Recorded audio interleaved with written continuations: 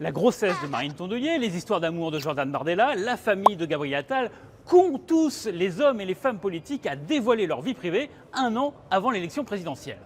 Une élection présidentielle, c'est la rencontre entre un homme, une femme et un pays. Parler de sa vie, c'est s'humaniser, c'est développer ce lien, écrire une histoire avec les Français. Dévoiler sa vie, c'est aussi maîtriser sa communication, devancer des informations qui allaient sortir. C'est le cas pour l'histoire d'amour entre Jordan Bardella et Maria Carolina de Bourbon des Deux-Siciles. C'est aussi le cas pour la grossesse de Marine Tondelier qu'elle révèle avant que les gens s'interrogent sur le changement de son apparence physique. Cette petite vidéo pour vous remercier parce que j'ai reçu des milliers de messages hier suite à l'annonce de ma grossesse.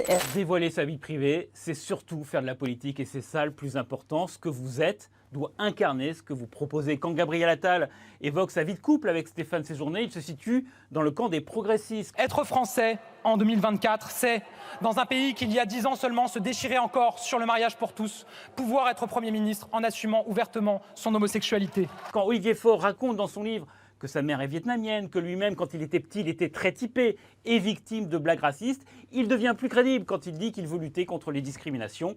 Enfin, Marine Tondelier, elle parle de sa grossesse, mais elle parle aussi du parcours de PMA et elle investit le champ féministe. Édouard Philippe et Bruno Retailleau sont les plus réticents à exposer leur vie privée. Vous n'avez par exemple aucune photo de l'épouse d'Édouard Philippe. Alors certes, il a parlé de sa maladie, l'alopécie, mais c'est parce que ça se voyait. Alors la question, c'est est-ce qu'ils vont être capables de tenir jusqu'au bout de la campagne? Si à un moment, ils sont un peu en baisse dans les sondages, est-ce qu'ils vont vouloir dévoiler une part de leur vie privée pour se faire aimer des Français?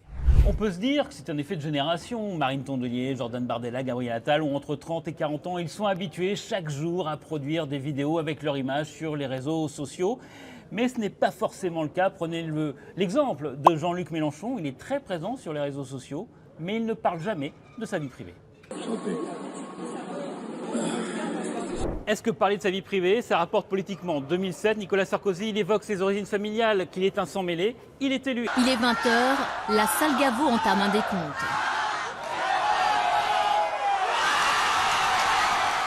Emmanuel Macron, 2017, des grosses différences d'âge avec son épouse. On considère que ça a été plutôt positif pour lui parce que ça montrait qu'il n'avait pas peur du regard des gens et qu'il était transgressif. Je ne fais pas les unes de la presse People. La presse People fait des unes sur moi. C'est différent. Ça vous gêne? Et n'y voyez pas d'intentionnalité. C'est trop? Oui, ça me gêne. Et là, c'est trop. Bref, c'est ça qu'il faut retenir. On peut parler de sa vie privée, mais il faut qu'il y ait un sens politique, que ça dise quelque chose de votre programme. C'est ça le sens d'une communication réussie.